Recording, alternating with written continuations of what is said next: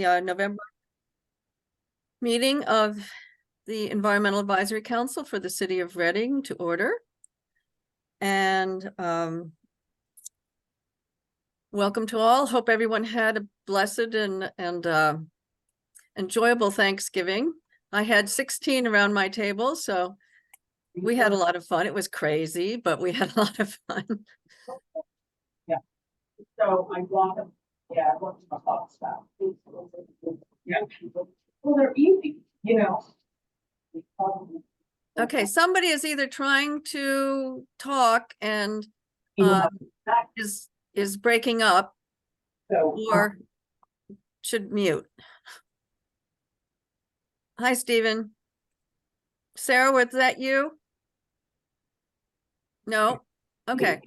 It was probably me. My coworker is talking in the background. Oh, just barely, yeah, because it was just barely picking up. Great. Okay, so do we have any public comment today, Shelley? Yes, I have one public comment, and then the response to the comment from Alex High, who does not give an address, asked for an update on the status of the removal project for the Bouchong Dam. She said she hasn't seen an update on this recently, and it's important ecologically. So I reached out to Public Works and got this response from Tim Kroll. The Bouchong Dam removal design achieved a major step with the completion of the archaeological study by AECOM, which is our dam consultant. The report is now with AECOM engineering project manager, Bob Pinciotti, who said today he is reviewing it and will provide the report with his input very soon. The removal design was nearly completed when we learned from DEP that the archaeological study needed to be performed. The next step is to determine what, if anything, must be added or changed due to the study. Excellent. Thank you. Thanks, Tim. We really appreciate it. I was going to ask the same thing because a couple of people have asked me, and I thought, yeah, it has been a while since we got an update. So we appreciate that a lot. That's an really important You're welcome. event. The EAC took a field view. Oh my goodness, it's probably 6 or 7 years ago now. And we're shocked at the clear hazard presented by the dam in its current condition, and the way the spillway, half the river, or sometimes at low flow, the whole river goes through the original spillway works from the old industrial facility. That's the remains are still there, and you could see that kids are going out above that torrent out onto steel girders, and yeah. So someone was out there when we visited. Yes, they were indeed, and it's like 10 feet from the the bike trail. So it's an attractive nuisance for sure, and that's why we keep on this and hoping that we'll be able to get it moved forward. So thanks again. Okay. The next matter, unless there are comments about the public comment,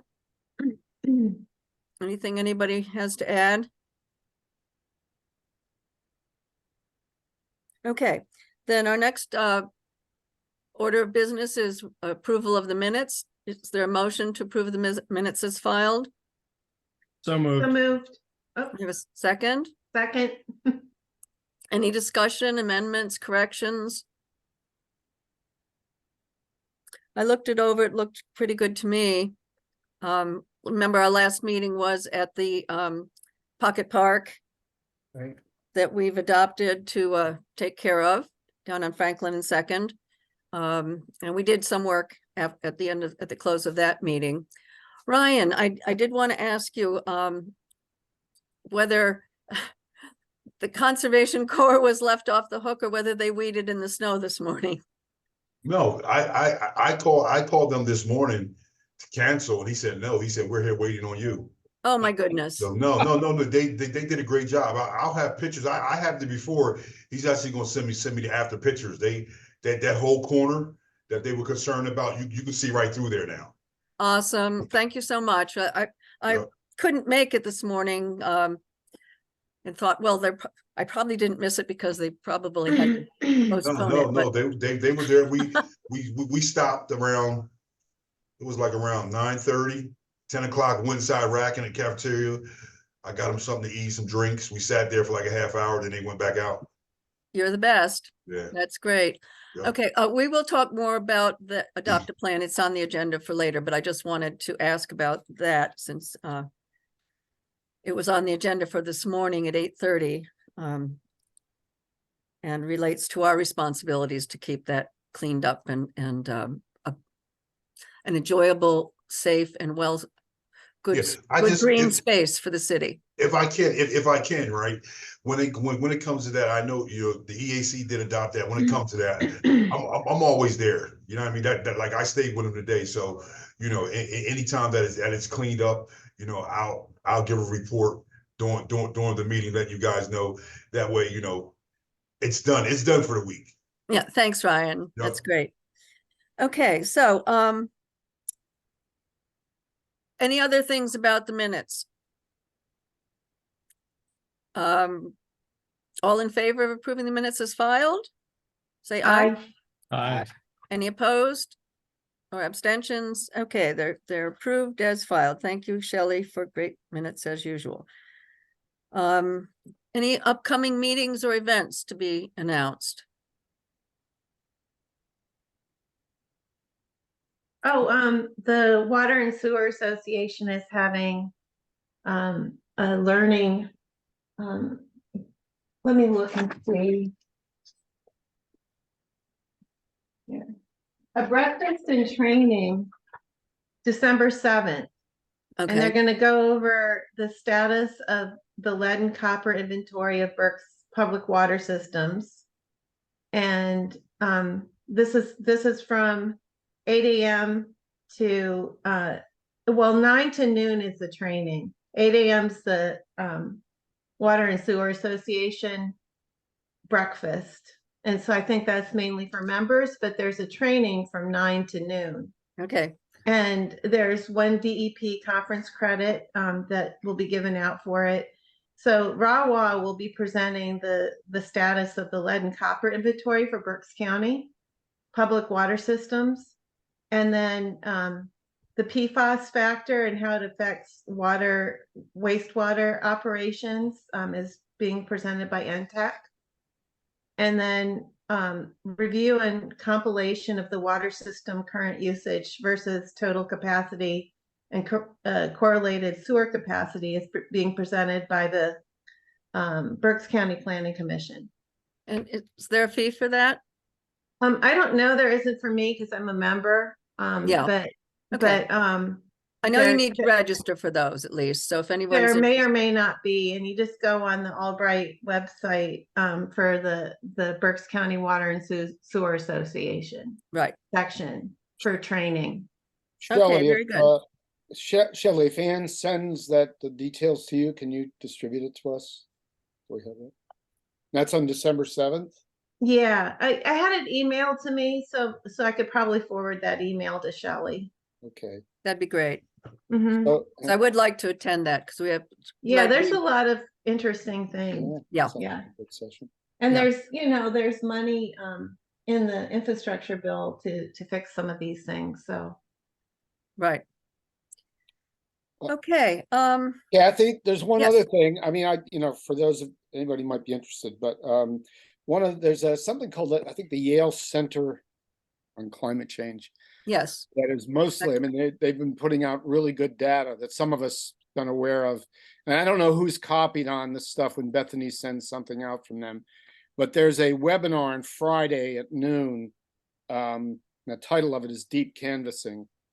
And I looked at it a few days ago or a week or so ago, but I think it has to do with going out and talking to people and how to communicate about climate change. I mean, they do a lot of research on what it is that people think about and how you can connect. So I'm going to try, and it's a Zoom thing, and I don't know if everybody got it. I could forward it. but- yeah. Bethany, when she gets on, she'll have. the Kelly seems details. to be nodding her head that we all got it, right? Yeah, I forwarded that to the group, I Okay, believe. Everybody has it. Okay, thank you. And it's, it's Zoom, so. but Yeah, it- that seems to be right up our alley as well. And they've just, when Bethany forwards stuff, I try to check out their stuff and it's, Yeah, A lot that's of an them. extraordinarily excellent yeah. institute at I think at so. Yale. I think they're serious about this, the whole. Yeah. There's that Friday at noon. Okay, two additional opening matters. I would like to add two brief matters to new business to the agenda. One is that I just received from the clerk's office the annual report schedule. And the other thing I just wanted to add was I would like to have a brief discussion about Reservoir Field. Shelley sent us some of the recent information on that from the Planning Commission, but I'm not as familiar with what's going on with that as I'd like to, and I'd just like to raise that as an issue on I guess it can go in new business too, just briefly. Is there anything else anyone needs to change on the agenda or rearrange? Okay. So that moves us to old business. Oh, staff updates. Do we have any other staff updates other than Tim's update on Bouchon Dam removal? Not any scheduled today, Shelley? Okay.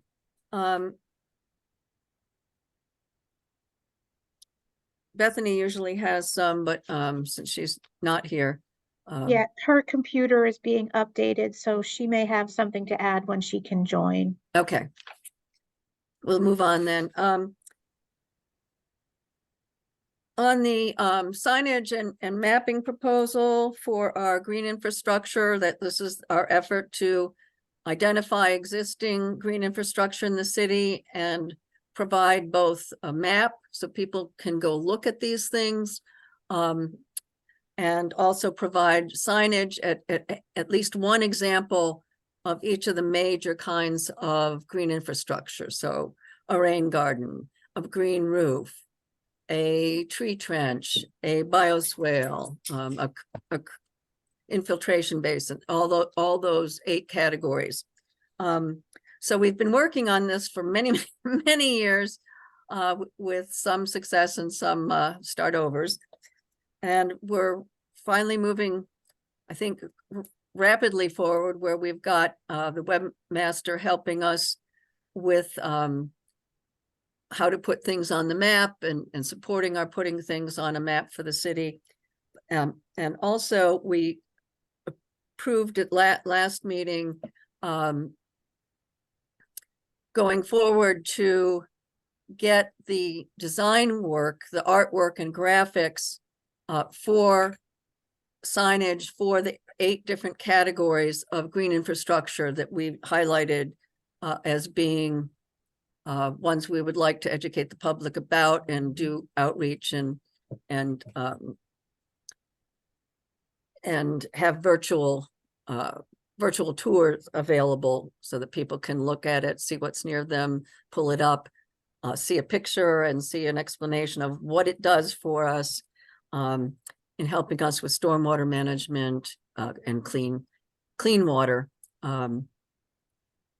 So we've got the Green Infrastructure Committee met with Dean Marketing, who we've used before. You may recall they're the ones that did our logo that we were quite happy with, and they were patient with us and all of our rethinks and changes, and we were happy with the result. We have received a proposal for doing the design work. Shelley submitted that with our meeting packet.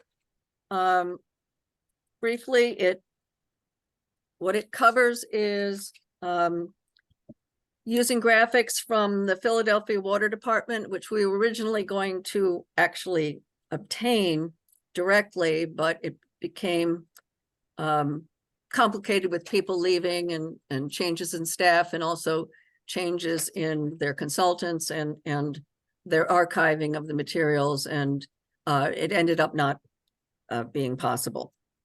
But the picture still exists, so we shared those with Dean, and he's going to use those as sort of a basic reference, and we gave some other comments about what we're looking for, that we're looking for something like our parks have or nature trails have, that would be visible and clear, simple and accessible to all ages, but would have accurate information about why these are good things to do and why we should care about it and why we should do more. So he's going, what the plan is that he will do the first graphic, which we selected tree trenches, and we'll work on that one with him. And once we have a sort of basic style that we like and an approach to the water cycle that we like, he would then do the other 7. And the total, so $4,000 was what he gave us as an estimate for doing the 8 signs and the graphics and the design work, and then an additional $1,000 to then work with the sign fabricator to help select the artwork, make sure the structure will work with the signage, meet with local vendors, obtain pricing, approve the artwork, shop drawings, design, and so forth. And he would then transfer the sign ready, production ready work that he had done to the sign maker and make sure it all comes together. So we have an estimate total of $5,000, which I believe we currently have in our budget. Is that correct, Shelley? Okay, so, and we need to, we wanted to also get moving on this so that we don't, so that we spend some of the funds we've generously been given by the city and put them to good work. So we do need to approve this or to discuss and approve it. So do I have a motion to approve the agreement contract with Dean Marketing to do $5,000 worth of design and signage creation for our green infrastructure signage project? Do I have a motion? So moved. Okay, a second? Seconded. Okay, thanks, Sarah. Okay, Yeah, and I guess discussion. I'd like some discussion on it, because actually maybe we should amend the motion to be clearer on the scope of work. Because I don't know how many signs he's going to design. So says like 8. to be specific to the scope of work. 8. It says 8 in the estimate. Oh, 8. The 8, Okay. all of the categories. We're getting Okay. all 8 done for $4,000, which is much better Okay, price than we had that's, before. yeah, that's a good, really good price if he does Yeah. it for that. Yeah. Yeah. I'm sorry, I didn't mention that. Yep. Yeah, so if we could amend the motion to include the 8. It's in there. Oh, it is. Okay. Yep, it says the specifics in the description are using graphics from Philadelphia Water Department signs as a reference, create layouts and design for 8 different signs, final sizes to be determined by the EAC upon final approval of the first graphic for tree trenches. Aesthetic to be simplistic such that the graphic illustration can be understood by the viewer without words, although words may be included on each illustration. And it says first graphic to include an initial layout plus 2 additional levels of revision, etc. Okay, that's great. Thank you. Sorry, I No didn't, problem, no I didn't problem. know the whole thing was included. Yeah, we Yeah. got it basically over Thanksgiving, so which was great Okay. that he got it to us in time, but Mm-hmm. Bill, I didn't, it's probably is a discussion after we vote on it, but just to clarify. So, I mean, I think this is great because we get the design and then included is actually interfacing with a fabricator. Will Public Works be installing these? I mean, that's the missing piece, getting these signs in. Is that It's my how this all? it's my understanding that they can do that, and they even we're willing to do a simple sign, but really don't have the capacity to do. We thought it best not to task them with trying to make No, but. signs that are not standard for them. But in terms of installing, that's the missing piece. Yeah, and would be that is the taken missing care of piece. in-house. My understanding was from Bethany that Public Works was Yeah, she's on now. so- able to. Yeah. Oh, Yeah, hi, sorry, my computer was getting updated. Yeah, that's something that, the public workshop can handle. It's a really simple, you know, post hole mounting, similar to what we did for the story walk at City Park. Okay. And that was installed by, Scott Garrett, our stonemason, along with Climate Corps. So I would Yeah. envision something similar. I hate to mention it, Bethany, one of those has been vandalized already. Actually, the Yeah. next day. The next Or day. where Yeah, so we're these getting signs, replacement pieces. I think these signs, I think the specifications say something about graffiti, like there's graffiti barriers or whatever you call it. Yep. Yeah, and also what was I totally lost what I was gonna say. God. Yeah, I just wanted to add to the point about the signage and the vandalism, because this has been pretty consistent, and Public Works does a great job of getting everything out there, but they also need to be monitored, because there are folks either through the stickers, cutting the signs actually off. We've had that happen at the Pagoda quite a bit, where they actually remove the signs. So we just need to understand when we put them up that that's the reality of what the culture might be within the city as far as vandalism. Unfortunately, what happened at City Park was just tragic as far as the work that was put in. But yeah, I don't want to be naive about what can happen to anything you put up that's new. Yeah, Yeah, Marcia, this is Tim. Yeah, we understand that. There's over 18,000 signs in the city right now. It's a lot to manage. So we rely a lot on folks like yourself and just the general public to let us know where these signs are being vandalized with stickers and graffiti. And we get a lot actually from PennDOT. They're out there doing inspections too. And then we respond to it because a lot of them are, where they're traffic, where they indicate a traffic regulatory sign. Those are important. The warning signs being the next one, and then wayfinding, which is kind of what you're doing, right? Informational and wayfinding signs being the lower of the tier, but the most important ones, we want to make sure that those get updated and corrected. We have a whole program right now going on with the traffic signals, one-way signs and this sort of thing. Those are really important, and it's a full-time job for our staff. Of what do we have now, Bethany? I think we're up to 2. I think it's 1.5. yeah. Okay. So it's a lot Tim, of signs.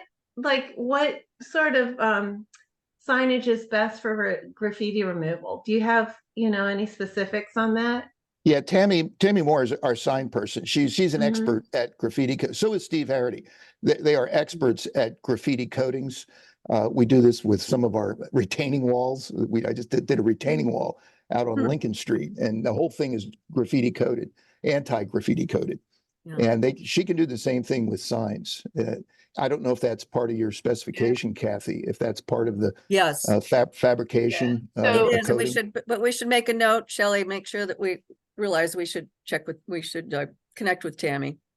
Yeah, so this scope of it is to design the graphic, and then we will be going to a sign company that makes park signage to go out for quotes Okay. to get the signs made and then installed and then Public Works will install them. Because we'll be going as new infrastructure is put in, it'll be just part of the project to have the educational signage included. But yes, there will be graffiti coating. I don't think we put up any signs in the city that doesn't have that graffiti coat on it. Yeah, and we should probably, to Tim's point as well, we should make sure that the Green Infrastructure Committee assigns volunteers to go out and check our signs periodically ourselves. Right. so that we're helping to do the vigilance on it and the due diligence. Yeah, and when you're working with the locations of those signs, if any of those are going to be in the right of way, we want to be mindful of where they're being placed so that they don't cause an obstruction, you know, for the drivers and the pedestrians. Absolutely. Yeah. We've done this before, and we want to be careful not to put too many signs, because it's something that the city has a lot of signs, and they do oftentimes create a visual obstruction, and we want to make sure we don't have that. Agreed. Bethany, you mentioned So I that. remember, oh, sorry. Oh, it's okay. I was just gonna ask, if we end up with a digital copy of those designs, and then you mentioned that we get the design done, then we get the sign printed. If we can achieve what we're hoping to achieve as far as like having an outreach on social media, maybe an Instagram account would be the best thing. Mhm. Something like that. If you had those signs as a file, you could be posting them once a week, all of them in a Yep. series of stories. So Yeah. that Yeah, gets we around want everything. Traffic, it's not a traffic obstruction. You can't graffiti it. Right. So- Our objective was not to have everything get assigned, but at least one example of each kind of green infrastructure, so that we could have like a virtual tour that you could either go online and see it, or you could actually go see it yourself, plus to pique people's interest. You put up a sign, people go look at it. They learn something. We could hopefully connect with Ryan's Adopt a Block program too, and have those people promoting it and looking at it and learning to Well, yeah, I appreciate mean, these the things. graphics, the idea is the graphics would pop up when you click the map, Right. you know, Right. that describes what it is. Yep. Like, and this kind of follows up on Jim's comment about a digital copy.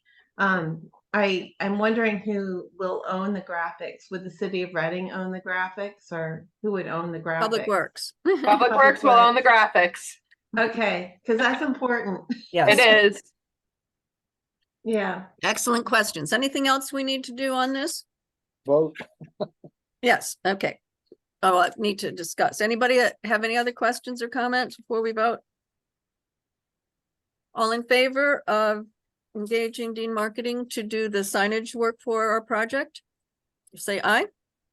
I Any opposed? Any abstentions? It's unanimously approved. Thank you all. I'm very excited about this. It's been It's a long time road. getting to this Okay. point.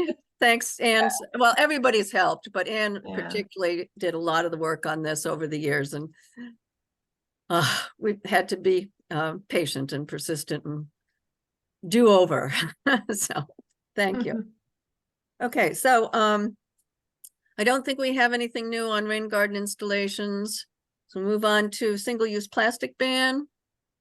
David, do you want to cover that, or do you want to cover it in connection with an could we update? go back to rain garden installations? Sure. Yeah, Tim had brought up how, we need to prioritize, the best spots for these rain gardens and green infrastructure. And I'm wondering if like just kind of out there in the future, maybe using some of our money to do a watershed analysis of the city of Reading, and the pollutants going to like points of interest where we would want to have green infrastructure. Like this is a real hot spot for pollutants, and this would be a good place for green infrastructure A, B, or C to be installed here. So, like it would be an expensive project, but it's, in the scheme of things, it's really not that hard to do watershed analysis if you have all the information, like the storm sewer information and everything. It's Well, it really might- not that hard. I think that makes a lot of sense, Anne. I'm not sure we would have the deep enough pocket, but I would certainly think we could make that be a priority for looking for grants. Right. I'm Yeah. sure, I bet there's money for that. The Probably. evaluation so that you target things properly has usually been something EPA puts as a priority. Yeah. They'd like to have So- you put it in more effective places. Yeah, so I think that would be kind of the first step before, figuring out where we want to install them, is to figure out why we want to install them in those locations. And yeah, and then we would probably, be able to get more like additional money to do the installation if it is a hot spot. Yeah. That needs pollutant removal. That makes sense. Ryan, did I see your hand? Yeah, I have a question. Would schools be a place that we would consider?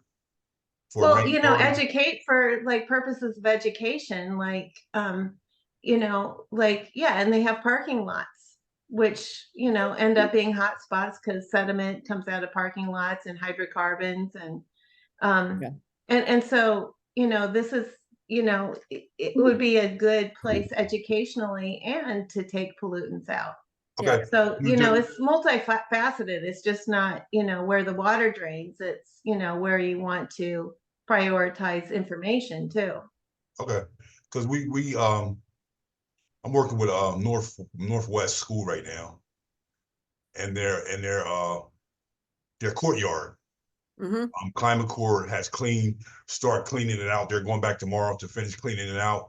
We're going to be meeting with some people from the Conservation District Good, next week. good. They're going to possibly supply them with like raised beds for the garden part. It's a beautiful courtyard. So we're working with them to and like you say, the educational piece. Yeah. They do have a aquaponics on the inside of the classroom. So I think, maybe that will be a spot that we can actually place a rain garden. Yeah, that Yeah, would I be actually did, my company did, the interior courtyard at Reading High School. And, that was on Channel 69 and a lot of the kids came out, but I designed that courtyard with the kids and showed them, the elements of design that would go into something like that. So we did a double ring infiltrometer and test, and I showed the kids how it was, and it's not voodoo. It's like, it's relatively easy to do. It's not a big scary thing, and maybe they want to go to college to do something like that. So does that qualify as a rain garden, do you think? oh, in what is the it? school, no, we ended up not doing an infiltration basin, but I like wanted to show them how it was done. Right, And we put impervious pavers, but it's like a cover type more so than an infiltration bed. Like it absorbs, but it's not like a bed where you can actually, like, you're calculating the water flow into it. right. Yeah. We need to keep that in mind though, because we'll certainly want to put that on the map, and maybe that's a good location if we don't get other. Sure, yeah, it could impervious be, because pavement, there are, they have a pollinator garden and things in there too, so. Okay. If there's nothing else, we've got to get moving here, move on. David, do you want to do the single-use plastic ban, or do you want to do that in connection with the update on the whole policy committee?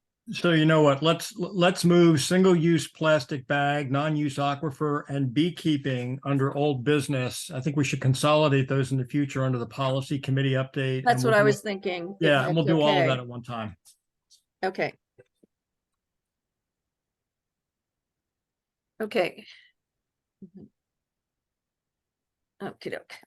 All right, then, Brownfields database. Tim's still on, so it's probably a good opportunity to talk about that. I want to give a little history about Brownfields database. So back probably 8 or 9 years ago, one of my first years on the Environmental Advisory Council, in fact, Deb Hogue was the environmental officer and engineer. And we the Brownfields Act, that is the Act 2 municipal notifications to let the city know properties that had Act 2 agreements and possible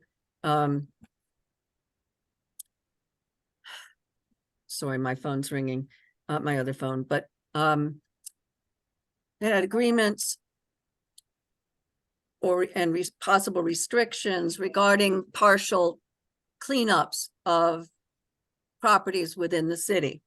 They started sending them to us, and we said, whoa, we're glad to have a copy and to know what's happening, but hopefully someone within city government keeps a file of these so that when a land use development plan comes through to change, or a zoning change of use, that there's a place to go to see if that property has a restricted use. For instance, oftentimes with Act 2 brownfields remediations, the property may be cleaned up well enough to use it for commercial or industrial use, maybe even residential use, but not for a school or playground or active exposure kind of use. So that would be important for us to have a file of those that were sent. We found out that nobody was keeping the file as far as they knew. No one knew where to send these, which is why they started sending them to us. So we talked about it different times with different people, and it didn't get a lot of traction. People said, oh yeah, that would be good and helpful. So we picked that up again a couple of years ago, saying, well, now that things, and one of the things that happened is, of course, at that time, everything was paper, and getting things into some other form was going to be very time consuming and very prohibitive for the staff of the city to do. And so we just kind of kept it, Shelley kept a file just so there would be one, but it wasn't really the official repository or some place that everybody who might need it in planning or in zoning or approvals or enforcement might need. So we looked at it, we started looking at it again, because now that there's, digital systems and so forth, it seemed like it probably would be possible to make put these someplace that they're accessible to whoever in the city might need them. At least to city government, perhaps to others. But that discussion still needed to be done. So that's really where we were. Bethany, maybe you could pick up, you were looking for lots of reasons for Public Works at a system that would identify lots of environmental risks and hazards. So we wrapped that into that last year or the year before. Yeah. So end of last year, actually beginning of this year, I did purchase which included pretty much everything but Act 2 because of the way Pennsylvania files their Act 2 forms. A database search that covered every property within the city of Reading. So that way anybody who needs access to it internally would have access to it. And so, zoning has access to it, codes and then Public Works. And that's the ARIS database search. Yep. So we have a login. Unfortunately, that the we can reason look that, at. yeah, and the reason, as Bethany said, the reason that we started this is we checked with DEP and the county, and nobody has a complete database of these or keeps it. They expect us to, they send us a notice, it's our problem, is basically the way the program works. So there isn't any database you can go to, which makes it fairly worthless, because unless a very honest consultant decides to, without being requested to do so, to identify covenants and restrictions on a property that they're working on, we're not going to know about it. So we're still looking for a good, good way to do that. And that's why it's still on our list of old business of things we'd like to clear up. So I wanted to go over that one in a meeting that Tim was at, because there were a lot of emails back and forth that really, and I saw you had to spend so much time, Tim, just possibly go to me or the chair in the future, because you could have saved a lot of time. You assumed we wanted all kinds of documents and all kinds of things. It was really something that was sort of dumped on us, which we thought was inappropriate, because we're an advisory group. We're not part of the actual history. So Shelley. Tim and Deb Hogue and I have a meeting coming up within the next few weeks Excellent. that we can review kind of what we're looking for, how we can go about it. Because as you saw in the email, Tim did explain that Deb Hogue does do some work with that, but no one's really sure who has access to anything. So we're going to sit down and try and hash some of that Right. out. And that's all we're hoping for, is to find something that works for the different city offices that need that information. And keep in mind, I mean, this is really a resource for us and for the city, so that we can readily identify impacted properties. If you're working in the private sector with a client who is attempting to develop a parcel, they're going to do a phase one. As part of that phase one environmental site assessment, there will be a search done at the Recorder of Deeds office. So if a particular site was cleaned up with an environmental covenant, that covenant would have been required as part of attaining an Act 2 standard with the department. And the department won't close out its file until it gets confirmation that you have recorded an environmental covenant. So that covenant's going to show up, you know, when client's consultant does a search at the Recorder of Deeds office. I can say that system is not foolproof, because I've had, I think, 2 cases I've worked on in the last 25, 30 years where that was supposed to have happened and didn't. So, I mean, this would be, you know, a good fallback index for us to be able to refer to. But I don't want people to have the impression that the community is without resources to be able to identify impacted properties in the city. You know, you're also able to go on the department's EFACS, you know, a program, and identify. You have to search by name, by addresses.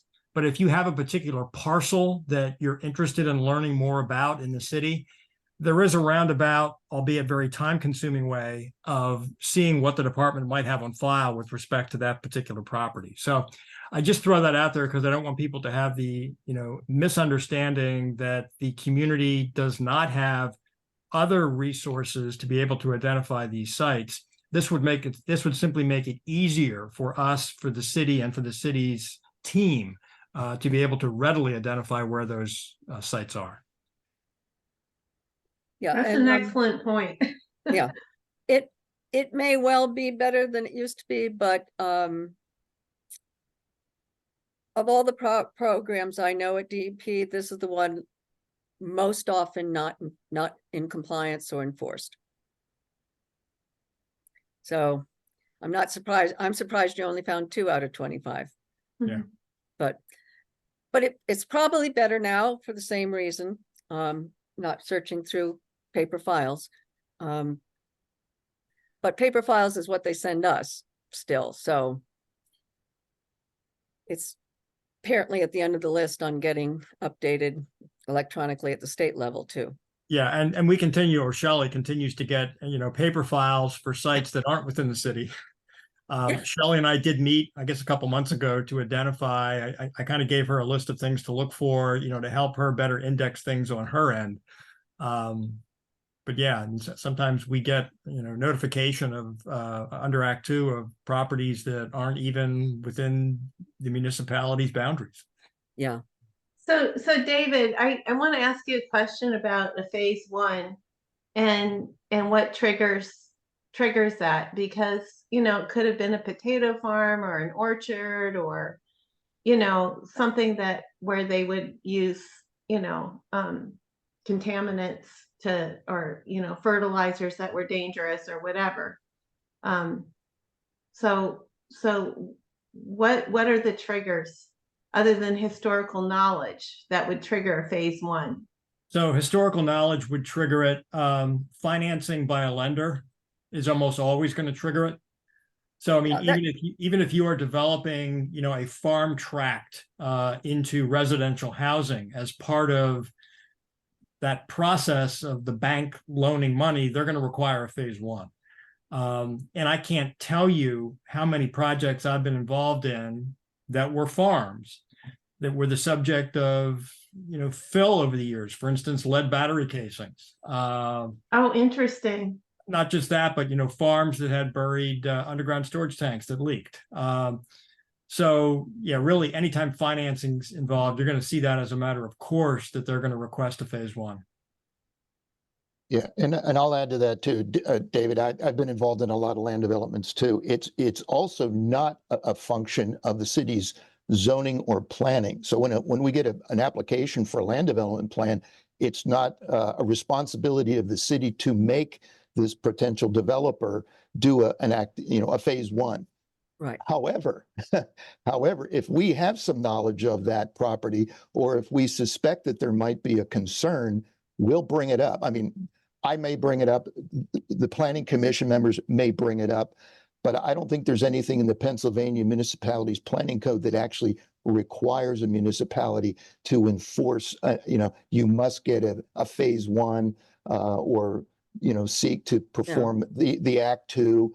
That's really handled by the DEP. Yeah, the phase ones and phase twos were created by the financial entities as something they wanted to protect themselves from Superfund liability. And it's not required by law or regulation at all.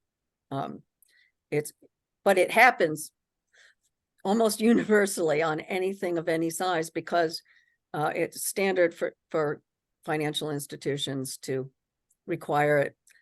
It's just so people know, since we didn't talk about phase one is really just a review of records. It isn't an actual site investigation. If anything shows up in a review of the records for the site, then a phase two is usually wanted to follow up on.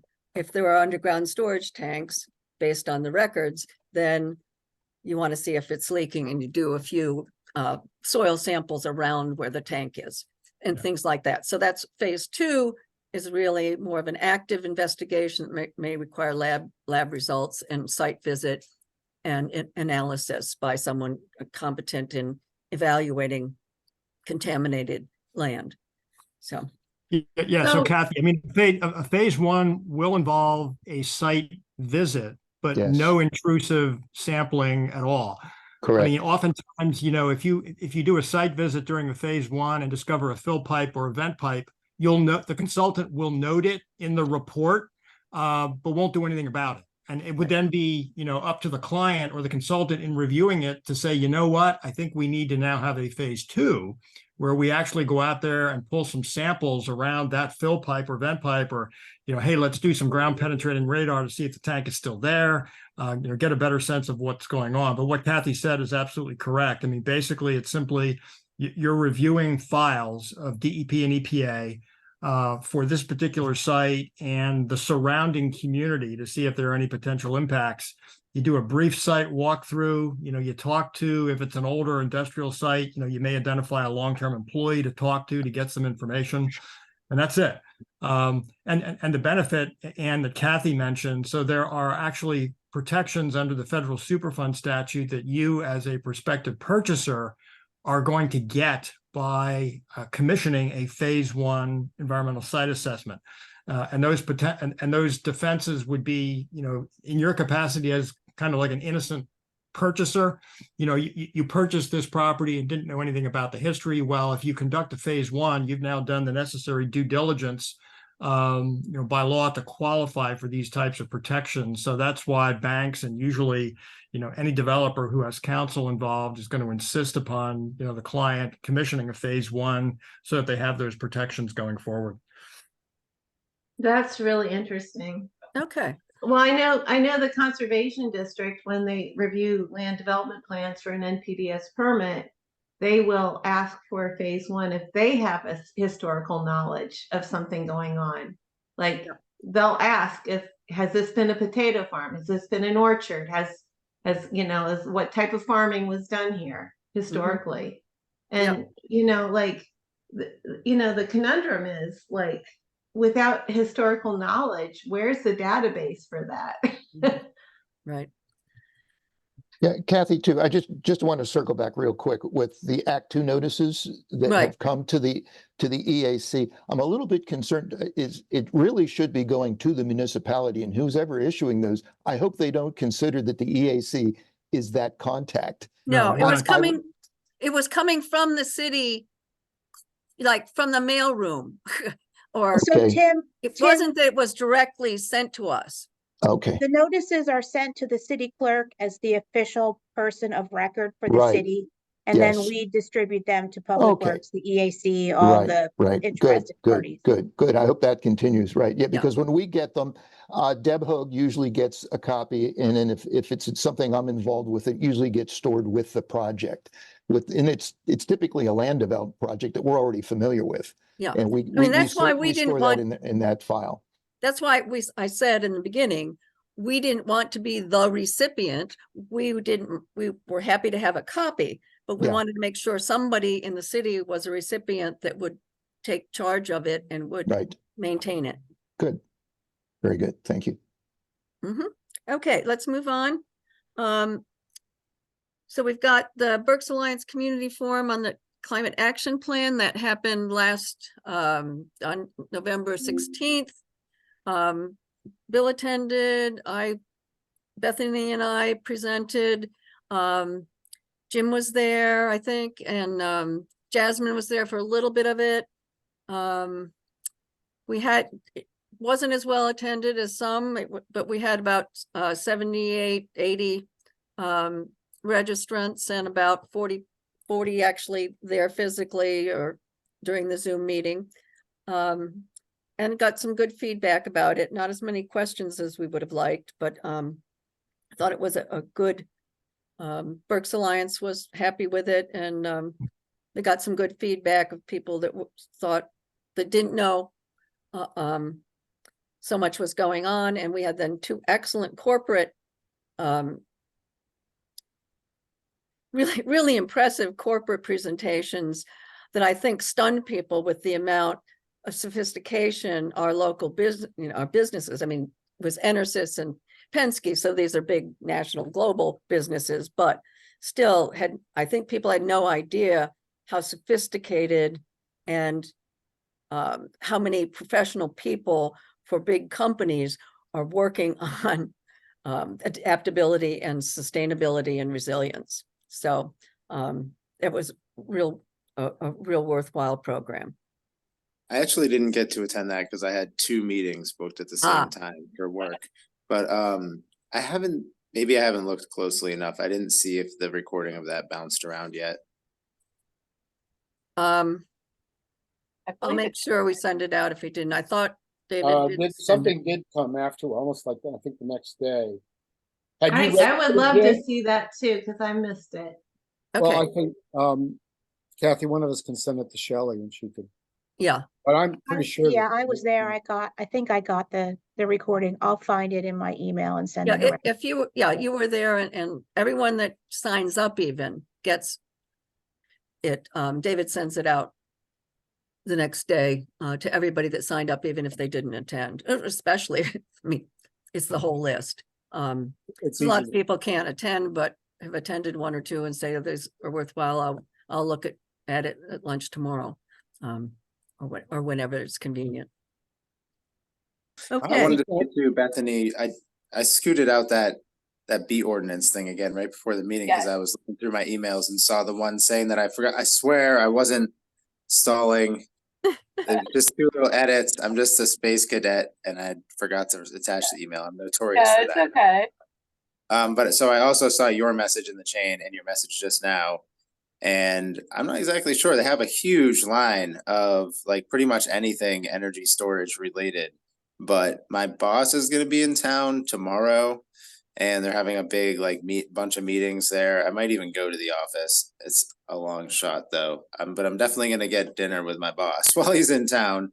And so I can ask him about who's the right person to ask about those two things, the sponsorship and the purchasing of things. Cool. I'll get back to you with that. Okay. I'm Um, I'm actually looking for the link for everybody too right now. I want to echo what Kathy said about the two corporate presentations. But especially was it Sam from Enersys? Yeah, Yeah. Sam's Yeah. a great guy. He was remarkably good. Yes, I will he pass seems that to on know to him. his- I was just really glad to hear that that worked out. And I look Oh. forward to seeing the video. Yeah, He was I wanna excellent. watch those. I want to watch those again because I actually learned a lot from both of those. So it was reassuring that two major corporations with a presence in Berks County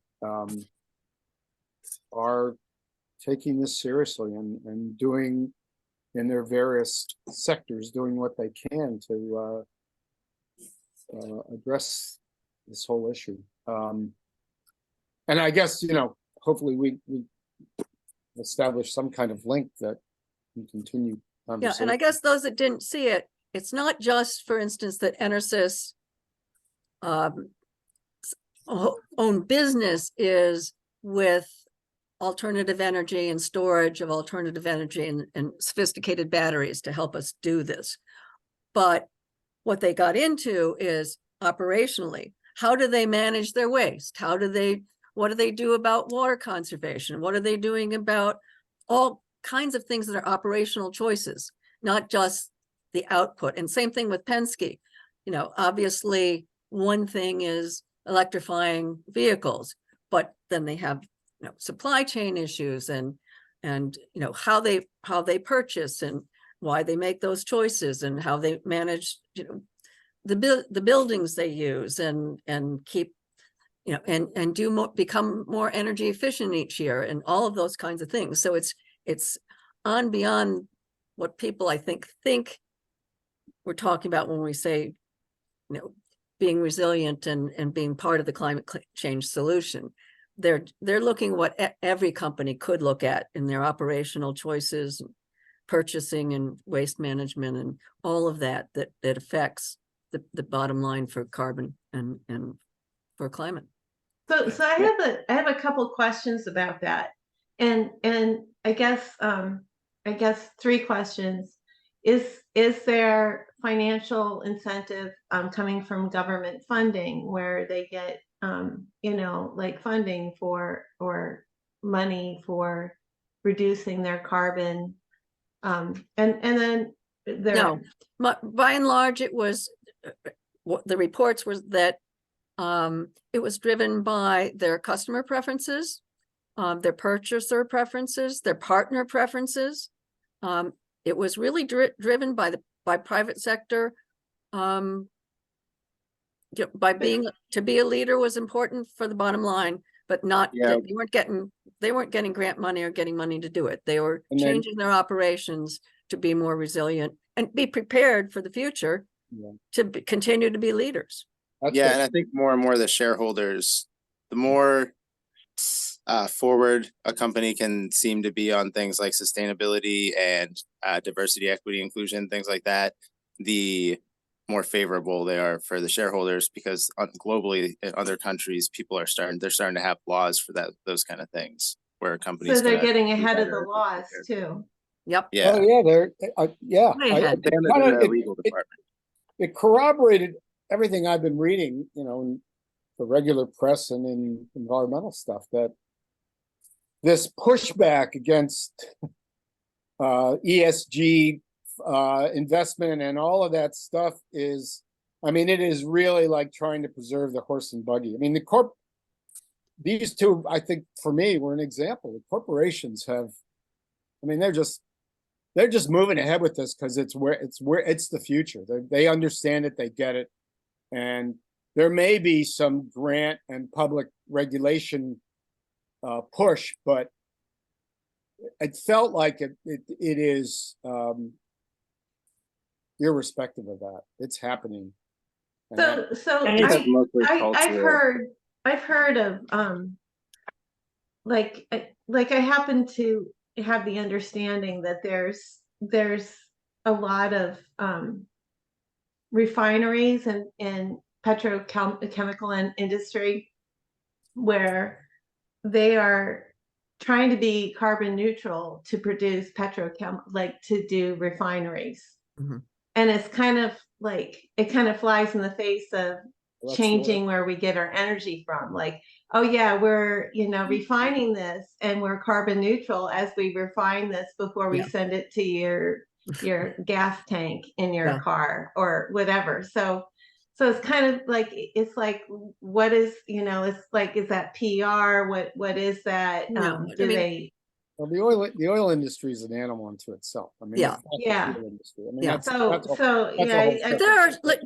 just to let you know, I mean, 5 or 6 years ago, when I was still teaching the graduate program, one of the programs one of the things I taught about was sustainability, resilience, and measurement. And there are 3 major stock exchange companies that are like from the big 3 and Standard & Poor's and all that have dozens of professionals that analyze in more detail than we would even understand, and going back down through the whole chain and through all of the interrelated things that do basically report cards on every company that's on one of the public exchanges. And investors worldwide base a lot of decisions on those analyses, and they're not fooled by any PR or any self-serving comments. It's in-depth accountants and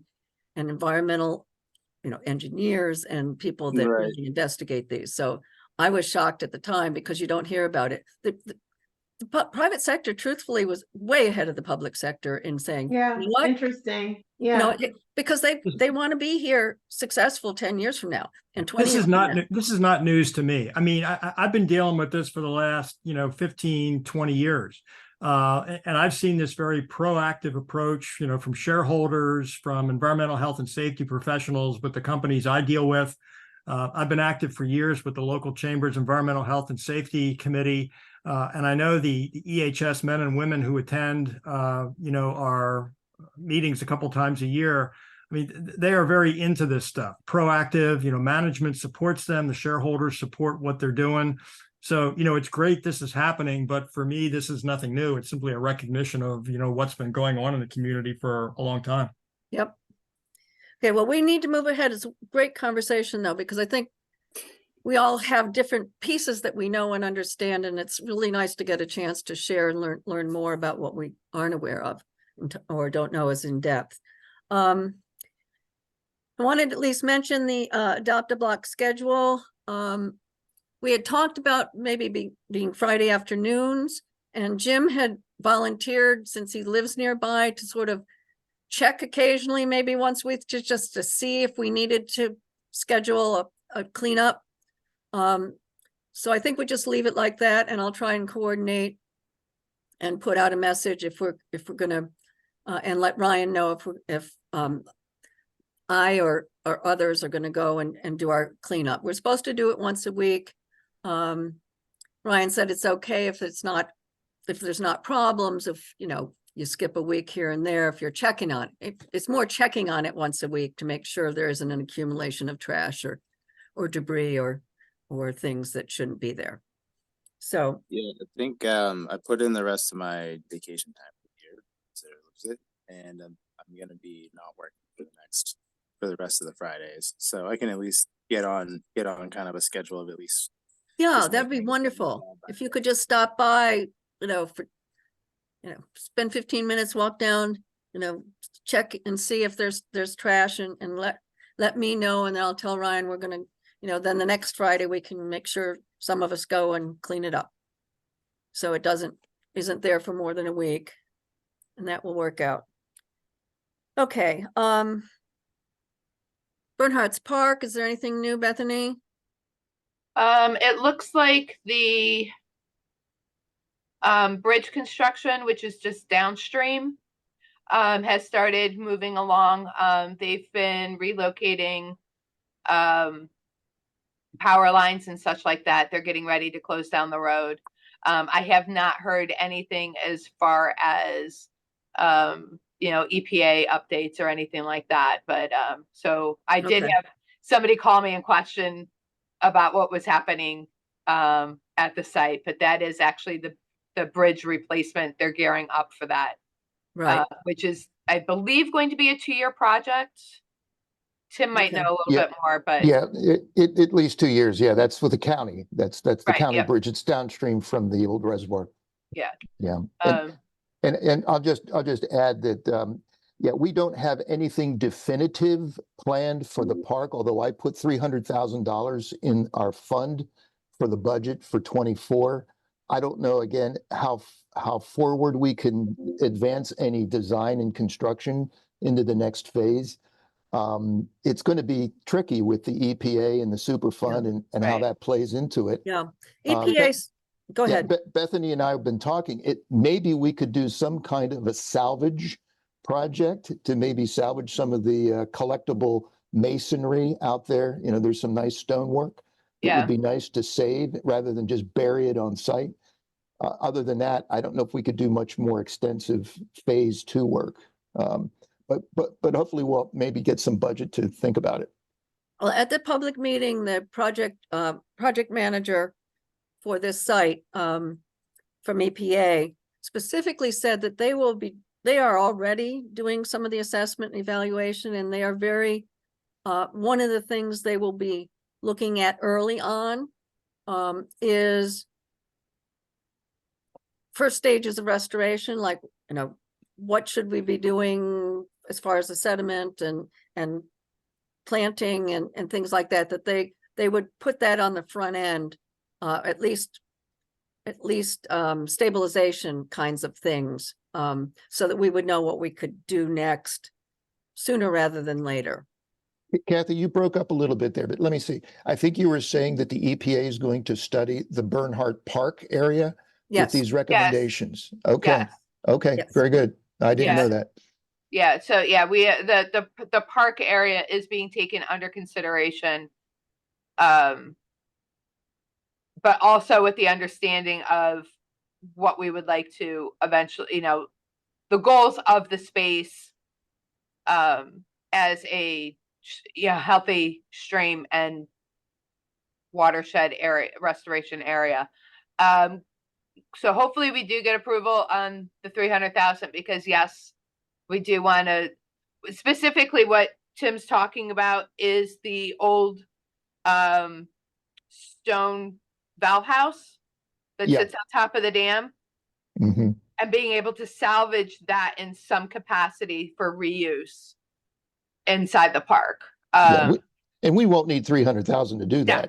It may even pay for itself. We might Yeah. be able to find somebody that would want to come in there and just take it for nothing or minimal cost. The 300 would be to do the next phase because Mhm. the dam is still not removed. We just drained Right. it. We just removed the spillway. I still have to get annual inspections, $7,000 to do inspections on a dam that's almost removed. I'd like to get rid of it. I'd like to take it out and put it Right. back the way it's supposed to be. Yeah. I'll reach out to the EPA, to the Superfund team too, to set up for us to get a meeting That's a good idea. early in quarter one. That Yeah. would include you, Tim, because these are things too, like getting the dam and getting the dam down while the county bridge work is happening to reduce the impact to the neighbors as well. Yeah, Yeah. we got it. Being able to, We have another guide rail project going on too, along the road. So get Yeah. it all done at the same time. Yeah, and then make all the dust and then get out of there. That yes, like super. let's make it miserable for a few weeks and Yes, then and agreed. then make it like no, make it perfect after that. Okay, so, I'm gonna- and Kathy, I do need to bug out of here, but I guess if, Thanks. just to kind of give you an idea, I do have that in the budget for 24. We have some money in the budget for the Eggleman's Lower Dam rebuilding, reconstruction. That's also mainly an ARPA project. Dave Right. Onspach is your main contact there. That's in the budget. Okay. Bushong Dam removal, that is entirely an ARPA funded project. Okay, we have some budget in there for that. We talked about Bushong earlier in the meeting. right, And then our favorite rain gardens over there in the 19th Ward with Glenside and the one over there at out near Stone Cliff, the two Right. rain gardens, and those are in there also. 300,000 for those in the budget for next year. So okay, awesome. we're making some progress. Hopefully the budget will come through. We'll be able to make some of that happen next year. Great. Thanks so much, Tim. We Okay. appreciate your helping us understand. Thanks for what's inviting going me. on. All righty. We'll see you soon. Yep. Bye-bye. Okay, so let's really quick, okay, so let's move to new business. Shelley sent us a 2024 proposed meeting schedule, and I think we need to vote to approve that so she can go out for sunshining it. So do we have a motion to set our meeting schedule as submitted with the packet? So today? moved. Second? Have a second, please? Second. Okay, all in favor or any discussion? All in favor, say aye. Aye. Aye. All opposed? All right, so, yeah, it mimics what we did this year within the summer being in person and going to parks that we haven't been to recently, and the rest of them being Zoom meetings. Okay, Kathy? yes, Before you leave that agenda item, what are we doing in December? we don't have a meeting. We don't, okay. We never have a meeting in December. It's just too complicated. I haven't noticed. I've only been on 4 years. I think. Yep, so, and it follows that same pattern of no July Right. and Oh, no that's right. We had special. meetings December, through and Monday, then yeah. we kind of shimmy the Okay. August and June, so there's not as big a space in between because of the no July meeting.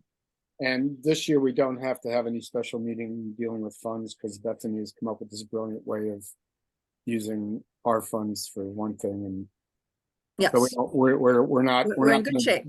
We're not going to be at the end of the year with some money in the treasury. No, we're gonna, And Shelley, just to refresh my memory, the proposed budget, which has not been yet approved by council, but the EAC has set up how they would like to spend that money for Yes.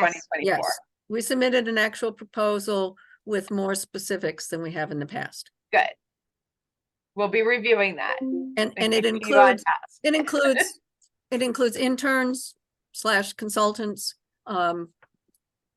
like we have done, and things like signage and communications money, I believe is what we ended up with. Okay. Yeah, I just wanted to double check. Mm-hmm. Okay, we also got today I received a letter from the clerk, and which sets the in-person annual reports for boards and commissions. So we don't have an in-person report until June of 2025. We do, however, we are required to submit an annual report anyway, so I will commit to be working on that, hopefully my last one, so that we can look at it before our January meeting and approve it so that we can send it out. But we won't be giving an in-person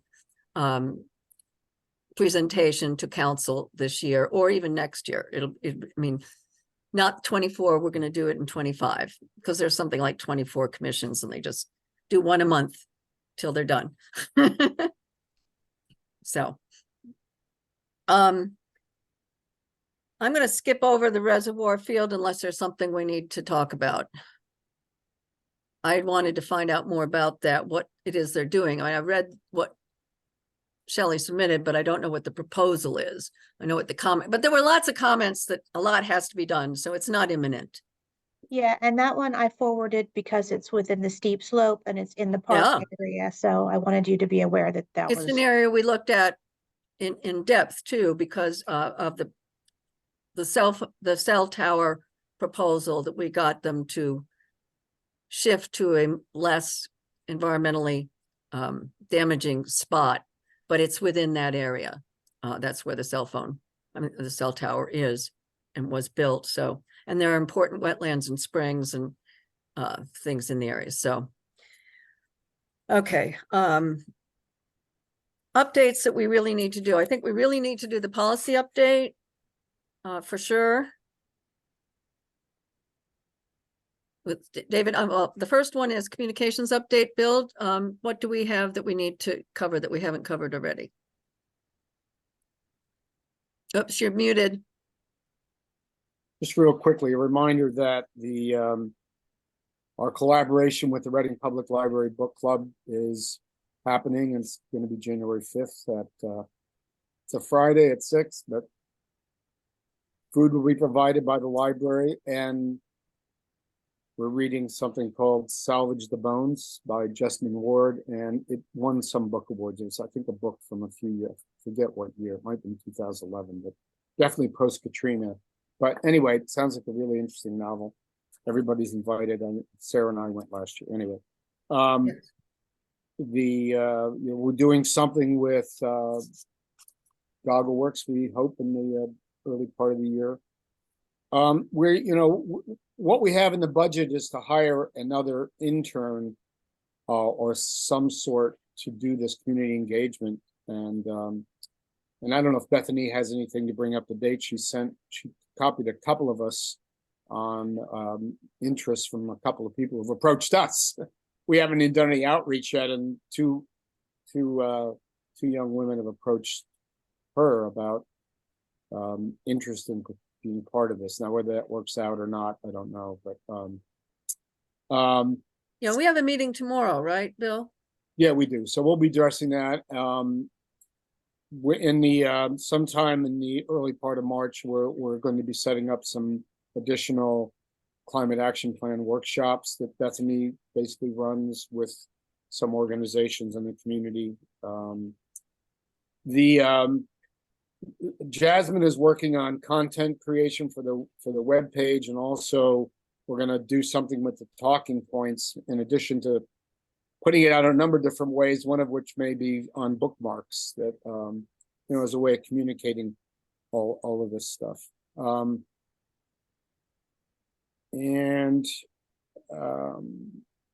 know Bethany, and this is kind of a question, it forwarded something from Leo Kowalski from PA Solar Center about doing something with schools. I don't know if that's gone any further. I think that went around just before Thanksgiving, but that sounded like developing a program that would go into the schools. So this Bethany's on another call or something. I mean, that's it. I mean, we're working on content, working on trying to communicate every way we can. So, but we have a meeting tomorrow, so we'll get back to some of these things. Bethany, do you have anything to add? Probably not, because unfortunately somebody had to step in my office real quick. Okay, no problem. Yeah, I think we'll take it up tomorrow. Yeah, we'll pick things up tomorrow. Okay. Things are progressing in a good way. Okay, Oh. so I want to get the policy committee update for sure, and then anything else anybody feels desperate about, because we've only got 8 minutes. David. Well, I'm not going to take 8 minutes because we haven't finalized really anything yet, but we have had 2 meetings. So the policy committee was formed to have a subcommittee that deals exclusively with some ordinance and more policy driven type projects that some of which have been around for a while. So we've lumped under that category a review of the shade tree ordinance, the drafting of a beekeeping ordinance, this whole non-use aquifer issue that we've been dealing with, non-use aquifer designation issue that we've been dealing with for a couple of years, the single-use plastic bag ordinance that I've been sitting on for years and haven't done And anything. actually, we expanded that to be single-use plastics, not just plastic bags, right? Correct. And then stormwater ordinance review. So what we've been actively working on is the shade tree issue and the beekeeping ordinance. The other three, although they've been discussed, are not our current priority. We had a chance at our meeting, I guess, last week. Pam Glockley from the Shade Tree Commission actually joined us for a very good discussion about her concerns, which appear to be on the enforcement side. And she's seeking some input from us on what can be done, what they are able to do or unable to do. And she expressed some, concerns about stumps, for instance, and the need to move forward with requiring homeowners to remove those stumps. And if the current ordinance doesn't deal with those, she's asking for support from us, to help coordinate the redrafting so those can be presented to council and all of that move forward. Thanks to Jim Cole, we now have a draft beekeeping ordinance. There've been, I guess, 2 versions, 3 versions, kind of back and forth that we're reviewing, commenting on, not final yet, but I think of all of the items we're currently working on, I think that one will probably be finished first, and then presented to the full EAC for review, and upon approval, it will then go to council. So we have a lot on our plate. But we're moving forward in fits and starts here because we can't do everything at once, obviously, simply due to our staffing concerns.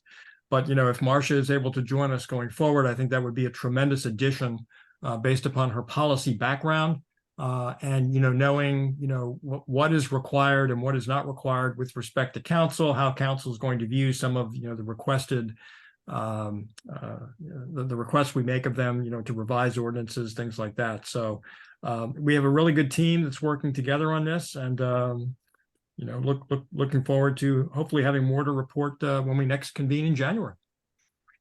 So quick question about the street tree ordinance. I know Wyomissing has this model where they do like a partial payment if the sidewalks are buckled for sidewalk replacement due to street tree damage, and then they require street tree replacement if the street tree dies of the homeowner.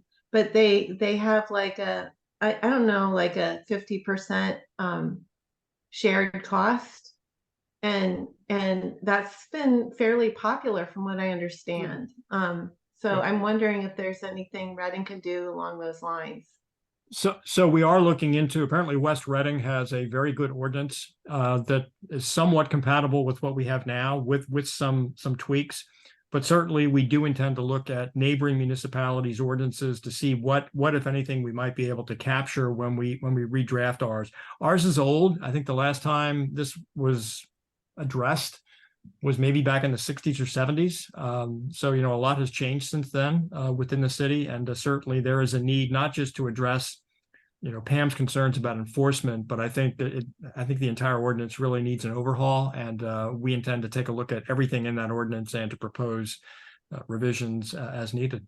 Yeah, some changes were made, important changes to like identifying the kinds of trees and push for native plants. But the whole thing, a fundamental thing that Pam pointed out and that we're certainly aware of is that the fundamental problem is that homeowners have all the responsibility and all the cost. And so it's not going to work. Right.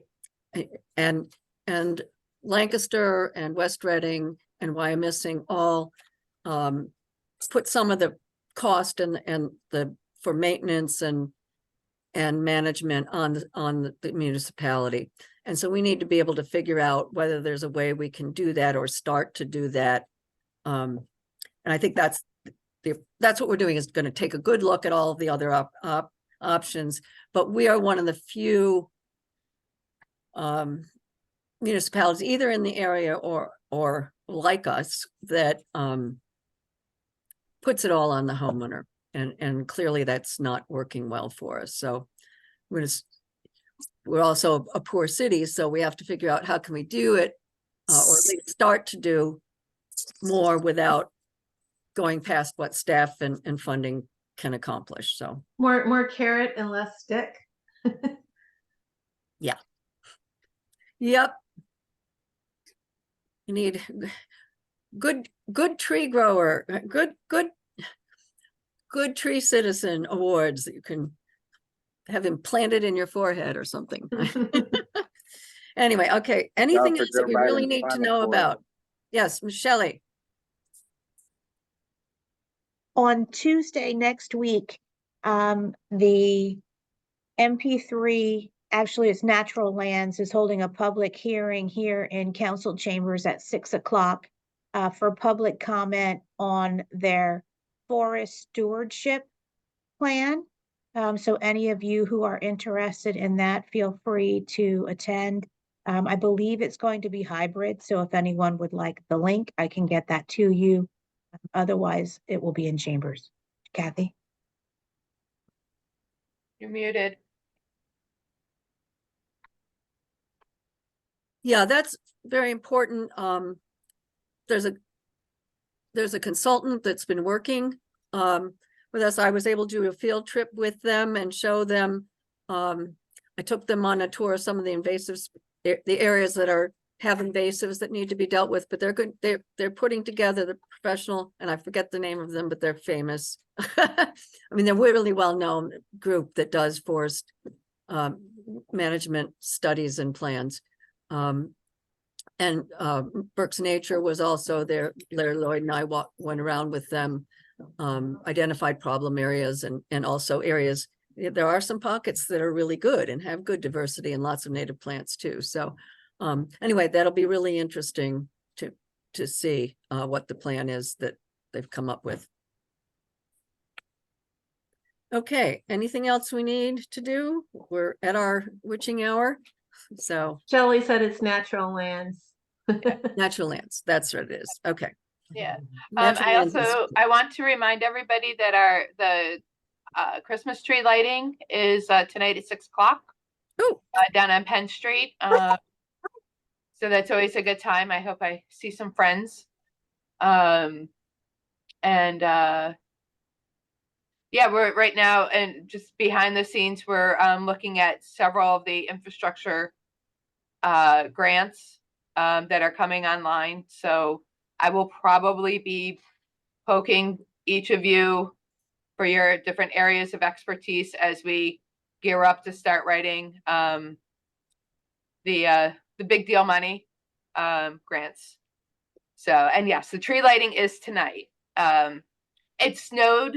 My parents sent snow from Lake Erie today to give us our little sugar coating. Last week, remember, it was pouring down rain. It was supposed to be last week, so we're rescheduled for tonight. So, okay. but yeah, we are